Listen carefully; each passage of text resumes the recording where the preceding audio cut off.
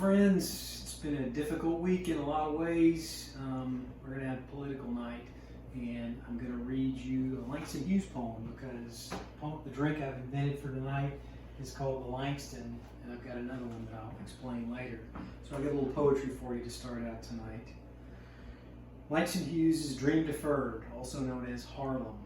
What happens to a dream deferred? Does it dry up like a raisin in the sun, or fester like a sore and then run?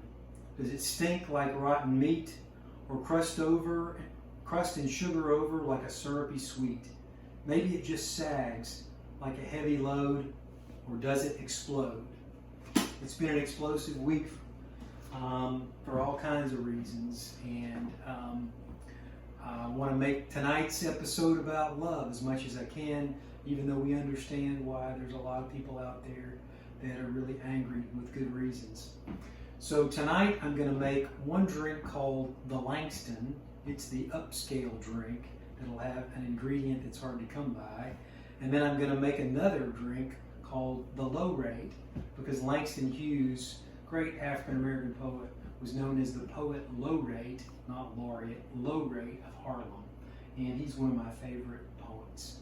So tonight we're going to start off with the Low-rate because it's got all the more accessible ingredients.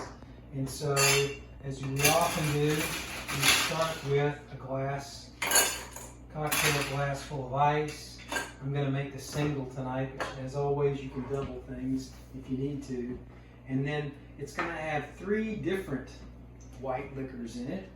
It's going to have a half an ounce of vodka, because Langston Hughes actually was a pitchman in 1960 for Smirnoff Vodka. There's a wonderful, you should search for it on the internet, there's a wonderful picture of him doing an ad for Smirnoff Vodka. We're also going to add a half ounce of gin,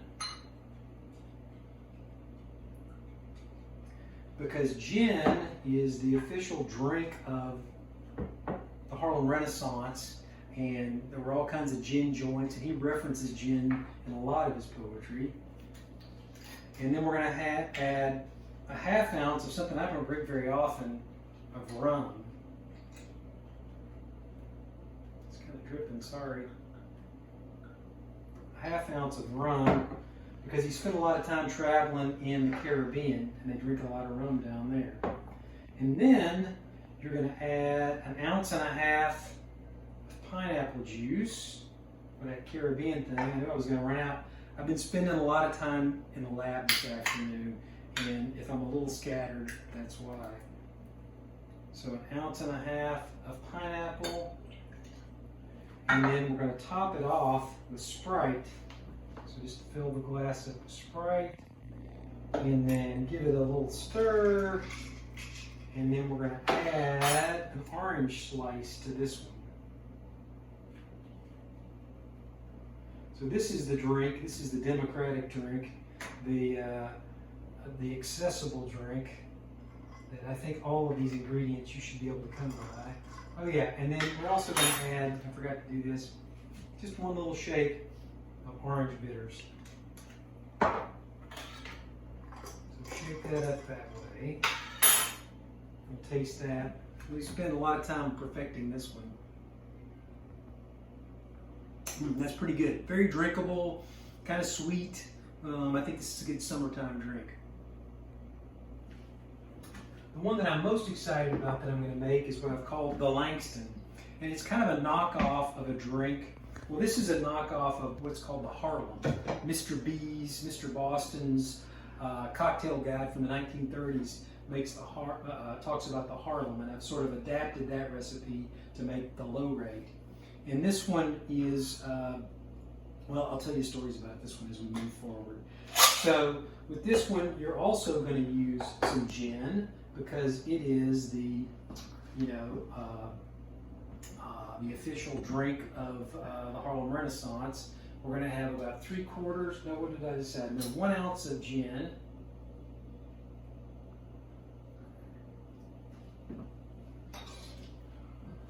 We're going to put it in a cocktail shaker, and then we're going to have 1 ounce of vodka, because remember, Langston was the pitch man for Smirnoff Vodka.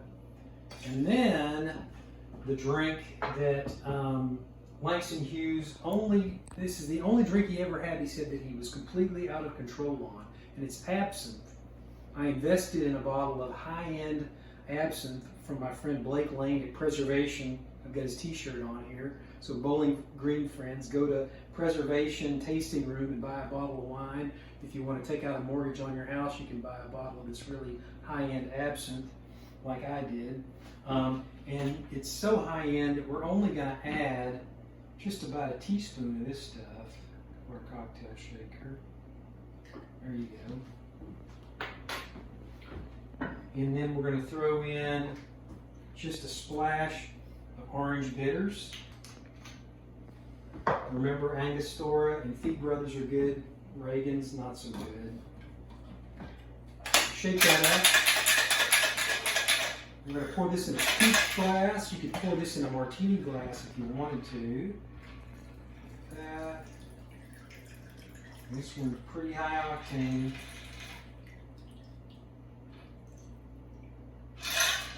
And then you're going to add a twist of orange peel to give it some color and to get some of that orange oil in there to give it some flavor. And we're going to make a really pretty drink out of this, because I like a pretty drink. Put that in there. Like I said, this episode's about love and understanding. The most loving and understanding person I know is my wife, Erica, who's holding the camera right now. And we've been married for, here we go, 23 years. It's been a fun ride, not always fun. It would be disingenuous for me to say it's always fun. And, you know, I try to tell the truth when I can.